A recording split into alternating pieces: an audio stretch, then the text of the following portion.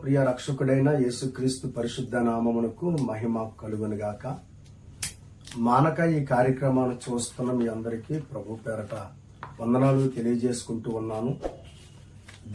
దేవుడు మీ అందరికీ తోడై ఉండి నడిపించునుగాక. పరిశుద్ధ గ్రంథములో నుండి కీర్తనలు 23వ కీర్తన మొదటి వాక్యాన్ని చదువుకుందాం. యెహోవా నా కాపరి, నాకు లేమి కలగదు. దేవుని బిడ్డలారా, ఈ యొక్క కీర్తన దావీదు రాస్తున్నట్లుగా మనం చూస్తూ ఉన్నాం. ఈ కీర్తనకారుడు తన దైనందిన జీవితంలో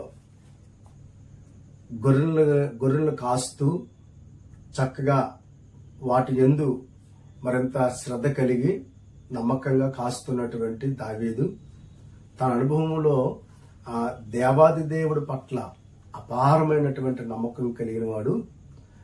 దావీదు తన జీవితంలో దేవుడు తనకి కాపరిగా, అలాగే తాను గొర్రెగా అభివర్ణించుకుంటూ ఈ కీర్తన రాస్తూ ఉన్నాడు. దేవుడు కాపరిగా, తనకు తాను గొర్రెగా అభివర్ణించుకుంటూ ఈ కీర్తన రాస్తూ ఉన్నాడు. ఎందువల్లంటే దావీదుకి తెలుసు గొర్రెల యొక్క బాధ్యత అంతా కాపరికుంటుందని. కనుక ఆ కాపరి న్యాయవంతుడైతే, మంచి వ్యక్తి అయితే, ఏమండి ఆ గొర్రెల్ని దయతో పోషిస్తూ, దయతో నడిపిస్తూ, వాటికి కావలసినటువంటి చక్కటి మేత కలిగినటువంటి ప్రాంతానికి, అద్భుతమైనటువంటి జలాలు ఉన్నటువంటి ప్రాంతానికి నడిపిస్తాడు. కనుక దేవాది దేవుడు కూడా సర్వ ప్రపంచంలో ఉన్నటువంటి మానవాళిని కూడా ఆయన ఆ రీతిగా నడిపిస్తూ పోషిస్తూ ఉన్నాడు. ఆయన ప్రజలు మాత్రమే కాదు, కానీ ప్రత్యేకంగా నా మట్టుకు నేను అయితే నాకు కాపరి ఆయనే అని అభివర్ణించుకుంటూ ఈ కీర్తన రాస్తూ ఉన్నాడు. దేవుని ప్రియులారా, ఈ కీర్తనలో మనం చూస్తున్నటువంటి మొదటి మాట యెహోవా నా కాపరి. దేవుని పిల్లలారా, ఆయన మనకి కాపరిగా ఉంటే మనకి క్షేమం. ఆయన మనకి భద్రతనిస్తారు, మనకి కావలసినవన్నీ సమకూరుస్తారు, ఆయన మనల్ని నడిపిస్తారు, గమ్యస్థానానికి క్షేమంగా తోడుకుని వెళ్తారు. కావలసిన ఆహారము, ఆధ్యాత్మికమైన ఆహారమైన, భౌతిక సంబంధమైనటువంటి అక్కర్లైన ఆయన తీరుస్తారు. అలాగే మన పట్ల అద్భుతమైనటువంటి బాధ్యత కలిగి చక్కగా నడిపిస్తారాయన. కనుక దావీదు దేవాది దేవుణ్ణి కాపరిగా వర్ణించుకుంటూ, నాకు క్షేమం, ఆశీర్వాదం, భద్రత, ఇదిగో నా యజమానుడైనటువంటి దేవాది దేవుని యొక్క రెక్కల నీడలో నేను నడిపించబడుతూ ఉన్నప్పుడు, ఆయన నాకు కాపరిగా ఉంటే నాకు సమస్తము కూడా మేలు జరుగుద్ది, నాకు క్షేమం జరుగుద్ది అని దావీదు దేవుని సన్నిధానంలో ఈ కీర్తన రాస్తూ ఉన్నాడు. కనుక దేవాది దేవుడు కాపరిగా ఉంటే కొదువులన్నీ కూడా తీర్చబడతాయి. యెహోవా నా కాపరి, నాకు లేమి కలగదు. దేవుని పిల్లలారా, కనుక లేమి అనగా ఏ కొదువ నాకు ఉండదు. కొదువులు లేకుండగా ప్రతి కొదువును కూడా ఆయన తీరుస్తాడు అని దాని అర్థం. ఎందువల్లంటే ఇందాకే మనం మాట్లాడుకున్నాం కదా, బాధ్యత కలిగిన వాడు ఆయన. కనుక ఆయనకి తెలుసు తన పిల్లలకి వారికి ఉన్నటువంటి అవసరతలు ఏంటో, అక్కర్లేంటో అవన్నీ తీర్చగలిగినటువంటి గొప్ప దేవుడు. కనుక ఇక్కడ నా కాపరి, యేసయ్య నా కాపరి, నాకు లేమి కలగదు, కొదువులన్నీ కూడా ఆయన తీర్చే దేవుడై ఉన్నాడు అని ప్రభువుని స్తుతిస్తూ ఉన్నాడు. అవును దేవుని పిల్లలారా, ఈ ఉదయకాల సమయంలో ప్రభు అయిన యేసయ్య మనకి కాపరిగా ఉంటే మన కొదువులన్నీ కూడా తీర్చబడతాయి. మరి ఆయన మనకి కాపరిగా ఉండాలంటే మనము ఆయన చెంత, ఆయనను వెంబడించే వారంగా, ఆయన స్వరాన్ని వినేవారంగా మనం ఉండాలని ఉదయకాల సమయంలో జ్ఞాపకం చేస్తూ ఉన్నాను. దేవుని పిల్లలారా, లేమి సమస్తమైనటువంటి లేమిని కూడా ఆయన తీర్చి క్షేమాన్ని, అభివృద్ధినిచ్చే దేవుడై ఉన్నాడు. దేవుని వాక్యంలో అవసరతలన్నీ కూడా తీర్చగలిగినటువంటి దేవుడు ఆయన ఒక్కడే. కీర్తనలు 37వ కీర్తన 25వ వాక్యములో దావీదిస్తున్నటువంటి సాక్ష్యం, నేను చిన్నవాడినై యుంటిని, ఇప్పుడు ముసలివాడినై ఉన్నాను. అయినను నీతిమంతులు విడువబడుట గాని వారి సంతానము భిక్షమెత్తుట గాని నేను చూచి ఉండలేదు. దేవునికి స్తోత్రం కలుగునుగాక. దావీదు యొక్క సాక్ష్యం, నేను చిన్నవాడినై తిని ఇప్పుడు నేను పెద్దవాడినయ్యాను, వృద్ధుడినయ్యాను. బాల్యం నుండి నేను చూస్తూ ఉన్నాను, దేవుని యందు భయభక్తులు కలిగి దేవుని మీద ఆధారపడి దేవుని సన్నిధానములో ఆయన మార్గములో నడుస్తూ ముందుకు సాగిపోతున్న వారి జీవితంలో ఎప్పుడూ కూడా వారి సంతానం భిక్షమెత్తుకోవడం కానీ వారు కుటుంబం విడవబడ్డం కానీ నేను చూసి ఉండలేదు అని దావీదు సాక్ష్యం ఇస్తూ ఉన్నాడు. అవును దేవుని పిల్లలారా, ఎందుకు అనగా దేవుడు వారికి తోడై ఉంటాడు గనుక, వారి అక్కర్లో వారి అవసరతలన్నీ తీరుస్తారు గనుక, అంటే వారికి ఉన్నటువంటి ప్రతి కొదువులను కూడా ఆయన తీర్చగలడు గనుక, వారికున్న ప్రతి అవసరతలను కూడా ఆయన తీర్చి వారిని సమృద్ధిగా పోషించే దేవుడై ఉన్నాడు గనుక దావీదు దేవుని సన్నిధానంలో అద్భుతమైనటువంటి సాక్ష్యాన్ని ఇస్తూ ఉన్నాడు.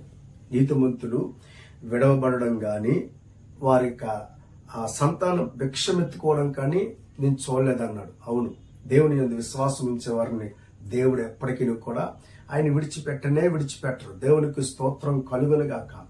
ఫిలిప్పీలకు రాసిన పత్రిక 4వ అధ్యాయం, ఫిలిప్పీలకు రాసిన పత్రిక 4వ అధ్యాయం 19వ వాక్యం 30వ వాక్యం మనం ఒకసారి జ్ఞాపకం చేసుకున్నట్లయితే,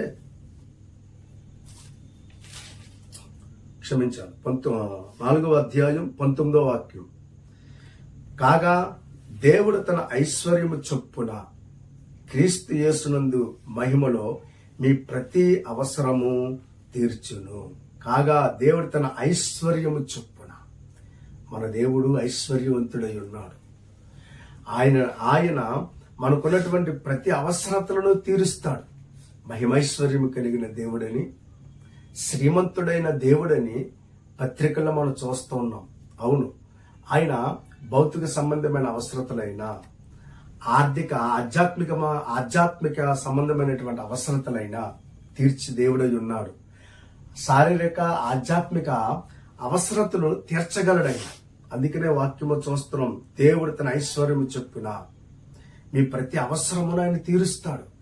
కనుక ఆయన మనకి కాపరిగా ఉంటే ఏ కొదువ ఉండదు. దావీదుకు బాగా తెలుసు, దేవుడు పోషించేవాడు, పాలించేవాడు, నడిపించేవాడు, సంరక్షించేవాడు, దుష్టుల చేతిలో నుండి ఆయన మమ్మల్ని విడిపించేవాడని దావీదుకి తెలుసు కనుక, అయ్యా నువ్వు మాకు కాపరిగా ఉంటే మాకు క్షేమమని దేవుని యందలి విశ్వాసంతో మరి ముందుకు సాగిపోయినట్లుగా దేవుని వాక్యంలో మనం చూస్తూ ఉన్నాం. దేవునికి స్తోత్రం కలుగునుగాక. 2వ వచనాన్ని మనం జ్ఞాపకం చేసుకున్నట్లయితే, కీర్తనలు 23వ అధ్యాయం 2వ వచనం ఒకసారి మనం చదువుకున్నట్లయితే అక్కడ కొన్ని మాటలు మనకి మనకు కనపడతాయి. పచ్చికల చోట్లను ఆయన నన్ను పరుండ చేయుచున్నాడు, శాంతికరమైన జలముల యొద్ద నన్ను నడిపించుచున్నాడు. దేవునికి స్తోత్రం కలుగును గాక. నీ ముందుండి ఆయన నిన్ను నడిపించే దేవుడై ఉన్నాడు. దావీదు యొక్క జీవితంలో ఆయన నన్ను నడిపిస్తున్నాడు అంటూ ఉన్నాడు. ఈ ఉదయకాల సమయంలో కార్యక్రమాలు చూస్తున్న దేవుని బిడ్డలారా, ఆయన నీకు కాపరిగా ఉంటే నీ కొదువులన్నీ తీర్చబడతాయి, నీ అవసరతలన్నీ దేవుడు తీరుస్తాడు. రెండవది, ఆయన నీ ముందుండి నువ్వు సమస్తమైన ఆయనకు అప్పగించుకుని నువ్వు ఆయనను వెంబడిస్తే ఆయన నీ ముందుండి నిన్ను నడిపిస్తారు. దేవునికి స్తోత్రం. మనం చూస్తాం, గొర్రెల మంద అవి మందగా వెళ్తూ ఉన్నప్పుడు కాపరి ఎదరుండి ఫ్రంట్ ఉండి ఆ ముందుకు వెళ్తూ ఉన్నప్పుడు ఇవన్నీ కూడా తనని వెంబడిస్తూ ఉంటాయి. ఇది విధేయతకి సాదృశ్యం, వినయానికి విధేయతకి సాదృశ్యం. దేవుని వాక్యంలో దేవుడి పిల్లలు గొర్రెలకు ఎందుకు పోల్చబడ్డారు అంటే, గొర్రెలు విధేయతకి సాదృశ్యంగా ఉన్నాయి. మేకలు ఉన్నాయి, గొర్రెలు ఉన్నాయి. మేకలకి అది ఎటు పడితే అట్టు వెళ్ళిపోతుంది, గొర్రెలు అలా కాదు. కాపరిని వెంబడిస్తూనే ఉంటాయి. కాపరి యొక్క స్వరాన్ని విని కాపరి పిలిస్తే ఆ స్వరం విని అతను వెంబడిస్తూనే ఉంటాయి. విధేయత కలిగినవి అని దాని అర్థం. కనుక సర్వ మానవాళి కూడా సర్వాధికారి అనే దేవుడు, సృష్టికర్త అయినటువంటి దేవుని మాట వినాలని ఆయనే ఆధిపత్యాన్ని వహిస్తూ ఉన్నాడు. కనుక ఆయన బాటలో, ఆయన మార్గములో ఆయన మనం ముందుండి నడిపిస్తున్నప్పుడు మనం ఆయనతో నడిపిస్తే ఆయన అద్భుతమైనటువంటి మార్గమందు ఆయన మనల్ని నడిపించి బలపరుస్తారు. దేవునికి స్తోత్రం కలుగును గాక. దేవుని వాక్యం మనం చూస్తాం. ఎంతవరకు నడిపిస్తారు తెలుసైన మరణం వరకు నడిపిస్తారు. హల్లెలూయా. దేవుని వాక్యంలో 48వ కీర్తన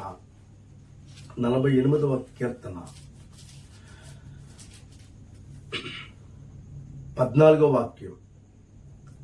ఈ దేవుడు సదాకాలము మనకు దేవుడై ఉన్నాడు. హల్లెలూయా.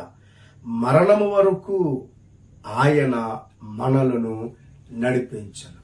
ఈ భౌతిక సంబంధమైనటువంటి యాత్రను కొనసాగిస్తున్న కొలది నీ జీవితంలో ఈ లోకాన్ని విడిచిపెట్టేంత వరకు కూడా దేవుడు నీ చెయ్యి విడిచిపెట్టకుండగా ఆయన నిన్ను నడిపిస్తారు. దేవునికి స్తోత్రం కలుగును గాక. నీ ముందుండి ఆయన దారిని విశాలపరిచి నీకు క్షేమకరమైనటువంటి దారిని ఏర్పరిచి ఆయన నిన్ను ఎంతో క్షేమంగా నడిపిస్తారు. వాక్యంలో చూస్తాం, సదాకాలము ఆయన మనకి దేవుడై ఉన్నాడు. ప్రభువే చెప్పారు కదా, సదాకాలము నేను మీతో కూడా ఉంటాను అని. కనుక మనతో ఉన్న దేవునికి మనం లోబడి మనం ఆయనకు అప్పగించుకుని ఆయన మార్గములు నడిస్తే ఆయన సదాకాలము కూడా ఆయన మనల్ని నడిపిస్తారు. దేవునికి స్తోత్రం. అంటే మరణం వరకు కూడా ఆయన మనల్ని నడిపించి మన అవసరతలన్నీ తీర్చే దేవుడై ఉన్నాడు. కనుక ఈ ఉదయకాల సమయంలో ఆయనను మనం వెంబడిందాం. ఆయన కోసం నమ్మకంగా ముందుకు సాగిపోదాం. దేవుని వాక్యంలో యెషయా గ్రంథం 49వ వాక్యం మనం ఒకసారి చూసుకున్నట్లయితే 10వ వచనం. వారి యందు కనికరించువాడు వారిని తోడుకుని పోవచ్చు, నీటి బొగ్గల యొద్ద వారిని నడిపించును. కాబట్టి వారికి ఆకలి అయినను దప్పి అయినను కలుగదు, ఎండ మావులైనను ఎండ అయినను వారికి తగలదు. చూసారా, ఆకలైనను దప్పి అయినను వారికి తగలదు, ఎండ మావులైనను ఎండ అయినను వారికి తగలకుండగా ఏమంటే చక్కటి నవనూతన మార్గంలో దేవుడు తన పిల్లల్ని నడిపిస్తారని దేవుడు వాక్యంలో యెషయా గ్రంథం ద్వారా మనం చదువుతూ ఉన్నాం. కనుక ఇశ్రాయేలు ప్రజలని దేవుడు చక్కగా నడిపించాడు. వారికి కావలసిన ఆహారాన్ని సమకూర్చారు. దేవుని సన్నిధానంలో మేఘస్తంభంగాను అగ్నిస్తంభంగా ఉండి వారు నడిపించి వారు చేరుకునవలసినటువంటి గమ్యస్థానానికి చేరుకునేంత వరకు కూడా వారిని నమ్మకంగా వారికి తోడై ఉండి వారిని క్షేమకరంగా నడిపించినట్లుగా దేవుని వాక్యంలో చూస్తున్నాం. కనుక దేవుని పిల్లలారా, ఈ ఉదయకాల సమయంలో యేసయ్యను నువ్వు కాపరిగా నీ ముందు నువ్వు ఆయనకి విధేయత కలిగి ఉంటే ఆయన నిన్ను పాలిస్తారు. ఆయన నీకు తోడై ఉండి నీకు కాపుదలిగి ఉండి నీ అవసరతలన్నీ తీరుస్తాడు. కనుక ఈ ఉదయకాల సమయంలో ఈ వాక్యాన్ని వింటున్న దేవుని బిడ్డ, ప్రభువుని విడిచిపెట్టద్దు. ఆయన సన్నిధానంలో ఆయన రెక్కల నీడలో నువ్వు ముందుకు సాగిపోవాలని, ఆయనను ఆశ్రయించాలని, నువ్వు ఆయన కాపరిగా ఆయనకు లోబడి ఉండాలని, చక్కగా దేవునికి ఆశీర్వాదాలు పొందుకోవాలని, కొదువులన్నీ కూడా ఆయన తీరుస్తారు కనుక, నీ అవసరతలన్నీ తీరుస్తారు కనుక, నీ ముందుండి నడిపిస్తానని వాగ్దానం చేస్తున్నారు కనుక ఆయన నుండి విశ్వాసం ఉంచి ఆయన కోసం ముందుకు సాగిపో. నీ హృదయాన్ని ప్రభువుకే అప్పగించుకుని ఆయన సన్నిధానం ముందు ఆయన సన్నిధానం ముందు యథార్థమైనటువంటి మంచి మనస్సాక్షితో ప్రభు కోసం పరచవలసిందిగా ప్రభు పేరట తెలియజేస్తూ ఉన్నాను. దేవుడి మాటలను మన వెనుకట్లో దీవించును గాక. ఆమేన్. ప్రార్థన. ప్రేమ కలిగిన తండ్రి, కృపగల దేవ, నీ పరిశుద్ధ నామానికి వందనాలు. ఇదను దావీదు యొక్క కీర్తనలో యెహోవా నా కాపురి నాకు లేమి కలగదు అని దావీదు అయ్యా మీ యొక్క గొప్పతనాన్ని బట్టి అయ్యా ఇక్కడ వర్ణిస్తూ ఉన్నాడు. అవును ప్రభా, దావీదు అయ్యా నా దేవుడు కాపరిగా నేను ఒక గొర్రెగా ఉన్నాను అని వర్ణించుకుంటే చక్కటి కీర్తన రాశారు. అవునయ్యా, మీరు మమ్మల్ని పాలిస్తే మాకు ఏ కొదువు ఉండదు అయ్యా, నీటి ఓటల యొద్దకి నడిపిస్తావు, ప్రశాంతకరమైనటువంటి మార్గంలో నడిపిస్తావు. కనుక నీ మార్గం ముందు మమ్మల్ని నడిపించి మాకు క్షేమాన్ని దయచేయమని వేడుకుంటూ యేసునామం దగ్గర ప్రార్థన అడిగి వేడుకొనిచున్నాము తండ్రి. ఆమేన్. God bless you.